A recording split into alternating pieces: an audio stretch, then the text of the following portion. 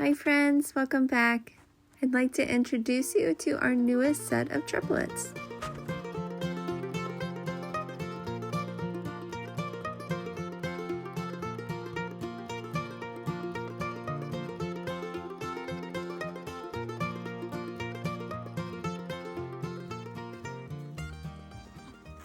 baby.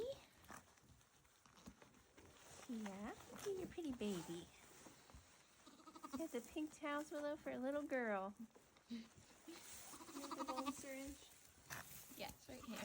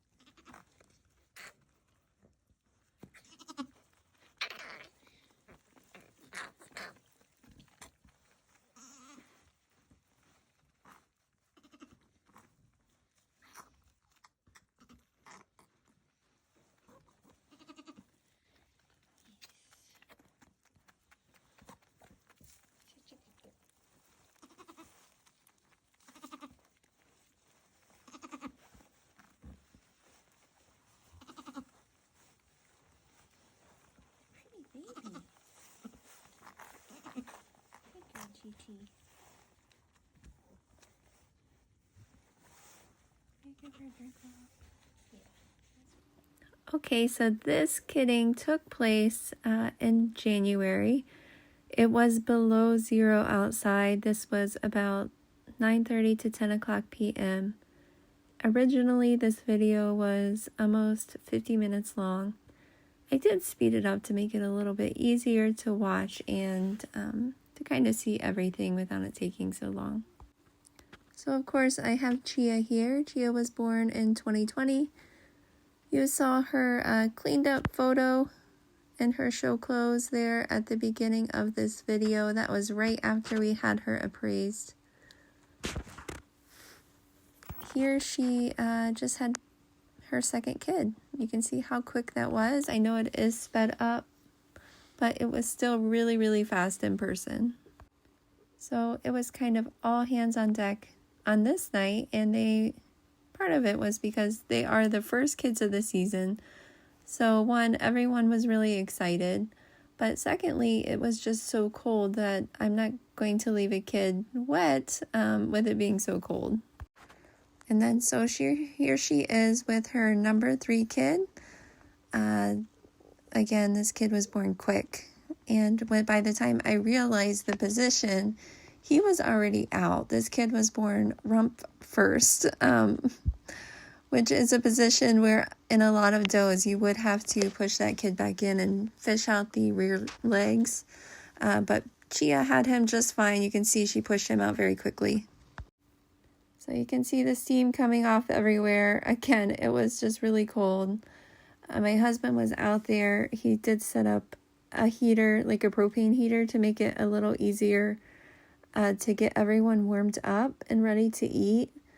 These kids are not really big. Nigerian dwarf kids are only a couple pounds each, and they can't really regulate their body temperature. So right after they're born, it's essential that they are dried off completely, that they are able to eat right away too. So as you can see, Chia is a real champ at this. She had her first kids in 2021, and so I think this is her 5th time having kids. So she is right up back on her feet within a few minutes. In the pot is hot molasses water. I had some in the bowl, but it cooled down a little bit, so Chad did bring her some extra water. Here's Chatty. I don't think he realized the camera was right there, but him and Willow had the hairdryer going, and they were trying to dry off the kids. And if you've dried off baby goat kids, you know it's not as easy as you might expect it to be. So we always first have them, or at least try to have them born onto a clean puppy pad and clean straw. After that, we use towels to clean off all of the they're covered like in a mucus so that way they can be born easily. And then from there we blow dry them to get them completely dry. So Chia does like bananas.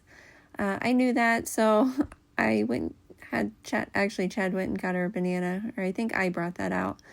I noticed the kids being a little bit wobbly as they were trying to stand. So I went ahead and gave them a shot of selenium. And it's just a really small amount. They didn't even really act like they felt it at all. I also gave them some B vitamins. At this point, we were just continually bulb syringing them, especially, I think, that last kid being born backwards, he didn't really clear as much out of his mouth. So the bulb syringe is something that I use on pretty much every kid. So Chia is an experienced mom. I know she probably could handle all of this on her own if it were on a not so cold night. However, with 3 kids, I'm going to do whatever I can to help her out, to get, help them to save whatever energy that they have. So the 2 bucklings that were born, they were the second and third. I noticed them being quite a bit bigger than the doe.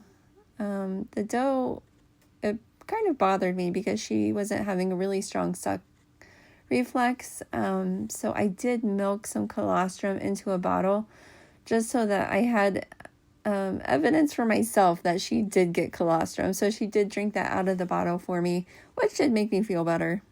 It really is essential that kids are receiving colostrum as soon as possible after they're born. They have to be warmed to be able to eat. So, of course, we did warm them up for a long time with the hairdryer. If you feel their gums in their mouth, that should feel warm too.